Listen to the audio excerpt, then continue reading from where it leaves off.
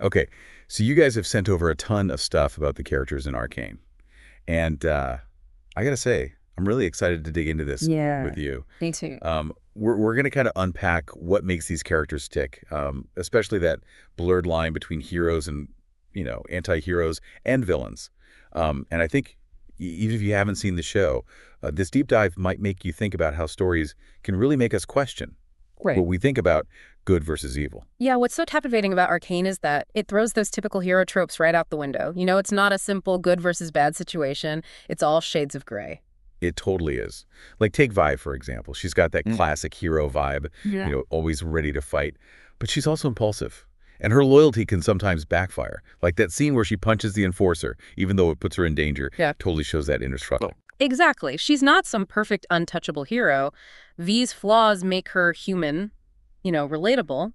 We connect with her struggle because we've all felt that pull between doing what's right and following our gut instincts, even if they might lead us into trouble. Right. And then there's Caitlin, who's all about justice. But she's trying to reform a system that's deeply flawed. The fact that she comes from a place of privilege makes her journey even more interesting. It does. It's like she's constantly wrestling with her own background, realizing the advantages she has. Her struggle to understand and overcome those inherent biases makes her heroism feel earned. Yeah, I'm also fascinated by Jace, our idealistic inventor trying to use his brilliance for good. But he gets caught in the messy reality of politics. Remember how he compromises on his hex tech research to gain support from the council? It shows the weight of those decisions, how even with the best intentions, the path to good can be twisted. Oh yeah, definitely. Jace's arc highlights this really human dilemma, the struggle to make a difference in a world that isn't black and white. He has to make tough choices, sometimes sacrificing his ideals for what he believes is the greater good. It makes you wonder, how far would we go to achieve our goals? Right. And while characters like V, Caitlin, and Jace represent a more traditional idea of heroes, Arcane also throws us these characters who walk a much more ambiguous path. It's almost like they straddle that line between good and bad, Yeah. constantly keeping us guessing. Totally. And one of the most compelling examples of this is Victor. His transformation from a hopeful scientist to someone willing to push ethical boundaries is just fascinating. Yeah, his story's heartbreaking too. He's grappling with his own mortality, and it drives him to make choices that, well, let's just say they're ethically questionable. He's not just some villain twirling his mustache. The show makes us understand his choices, even when we might not agree with them. Take that scene where he injects himself with shimmer. You know it's desperate, and you can almost feel his desire to overcome his physical limitations and leave a mark on the world. He wants to leave a legacy. But is he becoming the villain in his own story to do it? I'm honestly struggling with Victor. His character really forces us to confront the question, when does ambition cross the line into obsession, and at what cost? It's a question that resonates with many of us who strive to make a difference in the world, to leave our own mark. And we can't talk about morally ambiguous characters without bringing up Silco. He's this complex mix of ruthlessness Yeah. and twisted paternal love for Jinx. His visual design plays into that duality so well. The scarred eye, his hunched posture. It's like he's physically carrying the weight of Zahn's struggles. He's the leader of the Zahn Rebellion, but he also has this deeply disturbing dynamic with Jinx. I'm still trying to figure him out. Is he driven by power, love for Jinx, Yep. a genuine desire to liberate Zahn? I think it's all tangled together. We see glimmers of his humanity, especially in his interactions with Jinx. But those glimpses are often overshadowed by his brutal actions. And that complexity is what makes him so compelling.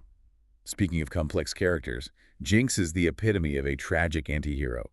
We watch her transform from innocent powder into this chaotic, destructive force. It's a gut-wrenching example of how trauma can shatter a person's reality and identity. Absolutely. The scene where Vander dies, and Powder, in her grief and desperation, accidentally triggers the explosion that kills her family. It's a pivotal moment. That demonstrates the devastating impact of both trauma and manipulation on her young psyche. It sets the stage for her descent into madness. Even though her actions are horrific, you can't help but feel for her. Right. Like Arcane makes us question those easy labels of good and evil, because we understand the deeply human reasons behind her actions. And that's the brilliance of the show. It doesn't offer easy answers. It forces us to grapple with these difficult questions about responsibility, forgiveness, and the lasting effects of trauma. It's more than just entertainment. It's a story that stays with you long after the credits roll.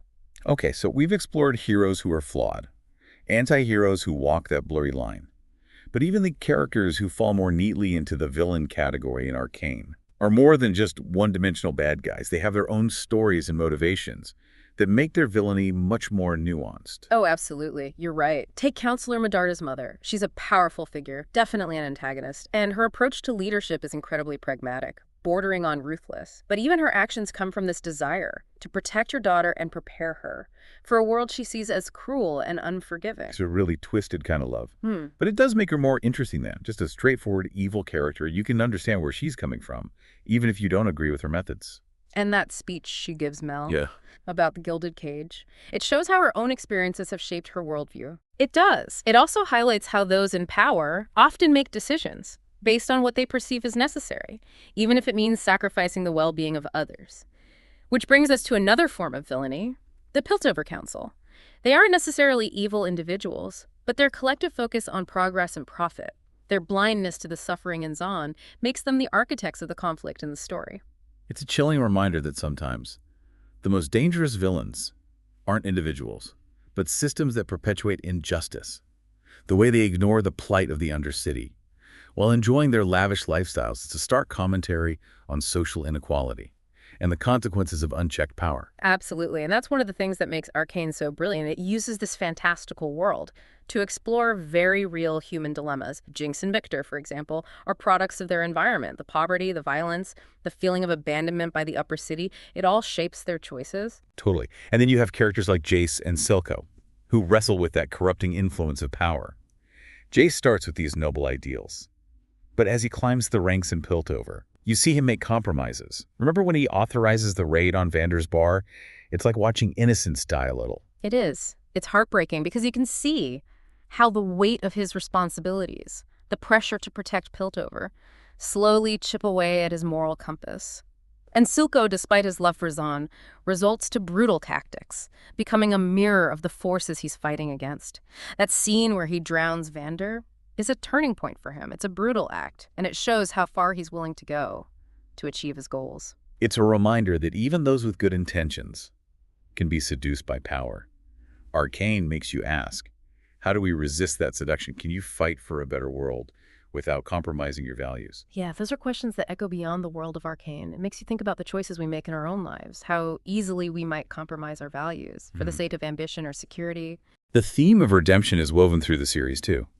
Characters like Vi and Caitlin are fighting to heal the world, to bridge the gap between Piltover and Zon. It's like they still believe in the possibility of change, of forgiveness. But then you have characters like Jinx. Her pain and rage have consumed her.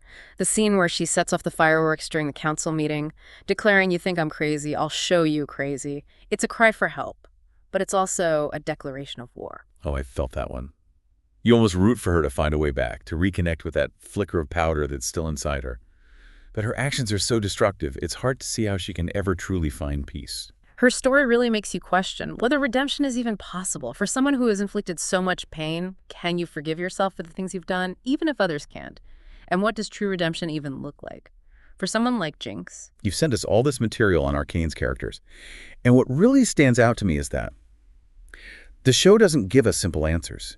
It forces us to ponder these questions, to really examine the nature of good and evil, the possibility of redemption, the impact of our choices. And that's the power of good storytelling. It stays with you, sparks conversations, challenges your assumptions, and makes you see the world in a new light. We've all encountered people who defy easy categorization.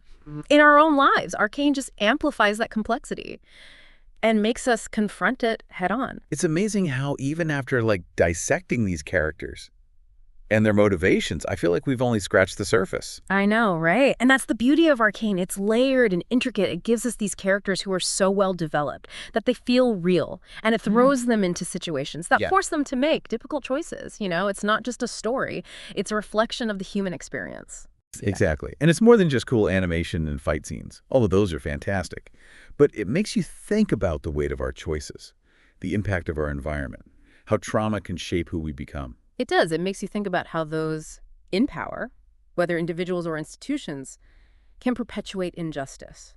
And it challenges you to confront those systems in the real world to consider how we might contribute to or challenge those systems ourselves. So we've talked about heroes with flaws, anti-heroes who blur the lines, and villains with their own complex motivations. But the real brilliance of Arcane, I think, is how it makes us question those simple labels of good and evil. It's like it's saying, hey, look closer. It's not that simple. Absolutely. And if we apply that lens to the real world, it makes you wonder if we're too quick to judge, to categorize people without understanding their stories, their struggles, the forces that have shaped them. We've seen that even those who commit terrible acts can be driven by love, by grief, by a desperate desire to survive, or protect those they care about.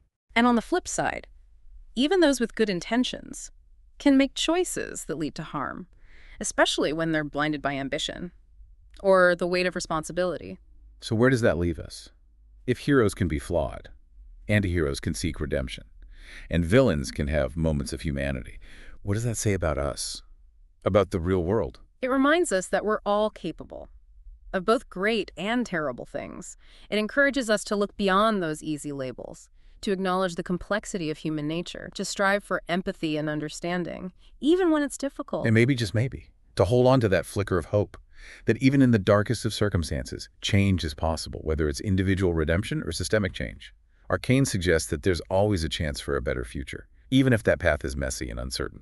I think that's a great note to end on. This deep dive has been incredibly thought-provoking. If you haven't seen Arcane yet, I highly recommend it. It's visually stunning, emotionally gripping, and it will leave you with a lot to think about, long after the credits roll. Thanks for taking this deep dive with us. We'll catch you next time on The Deep Dive.